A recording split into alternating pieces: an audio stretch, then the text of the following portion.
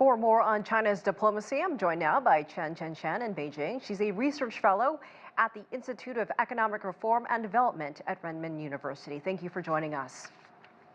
Thank you, Elaine. Well, let's start with the Chinese Premier's visit to Ireland. What were the most important outcomes from there and from Davos? Well, I think just now we have listened to so many endeavors and engagements. They all mirror a fundamental mentality from the China side, which is to boost the inclusive economic globalization and also to shape the multipolar world. I think just now when we saw the Premier's engagement with Ireland and also Europe, we can see that both sides are striking a stronger consensus in sustainable development as the emerging engine for growth, especially in terms of the digital economy, while the European side, like Ireland, are enjoying advantage in digital technology, digital governance. China has its unparalleled like digital infrastructure and digital markets. So I think there is huge potential for cooperation. A lot of diplomacy to kick off 2024. Let's go south with Foreign Minister Wang Yi, who is in Brazil as we speak. Both countries have long and solid ties. China very familiar with Brazil's President Lula. What are you expecting to see there? And then after that, let's talk about Jamaica. Well, in Latin America, I think China is not just reinforcing the bilateral relationship with these two countries, but the global South as a whole, because these countries are at very critical stage of industrialization and also reindustrialization, but it has been hindered by their historical deficit in infrastructure. This is exactly where China enjoys the advantage. So I can see these sides, especially between China and Brazil, there's huge potential for developing renewable energy, especially the intelligent marine resources development. And with Jamaica, these countries are together building the green supply chain and global industrial chain together.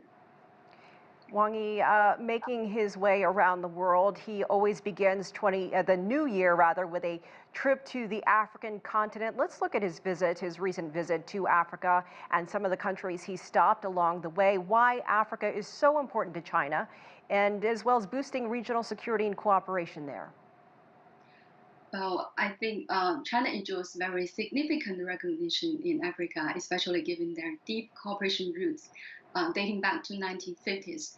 But in recent years, especially in the latest cooperation, we can see the trend towards a larger focus on more localized and more timeliness in terms of those BRI cooperation projects. And both sides are having richer policy toolkits to aid to balance the aid, trade, and investment.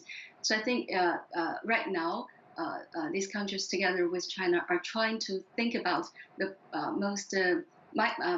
maximum way to synchronize China's manufacturing upgrading with Africa's export trade.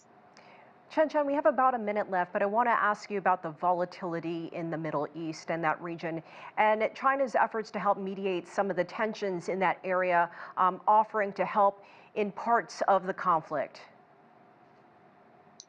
Well, I think one key message delivered by China is that given so many uncertainties, especially the geopolitical uncertainties, many countries now are talking about rebuilding the trust to deal with the risks and threats. But the one key message delivered by China is that actually non-cooperation is the biggest risk, and underdevelopment is the largest threat.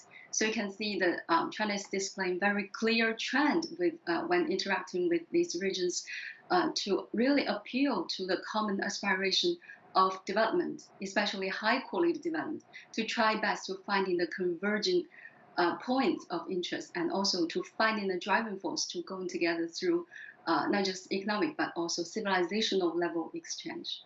All right, Chen Chenchen, thank you so much for joining us from Beijing. We appreciate your insight as always. Thank you, Elaine.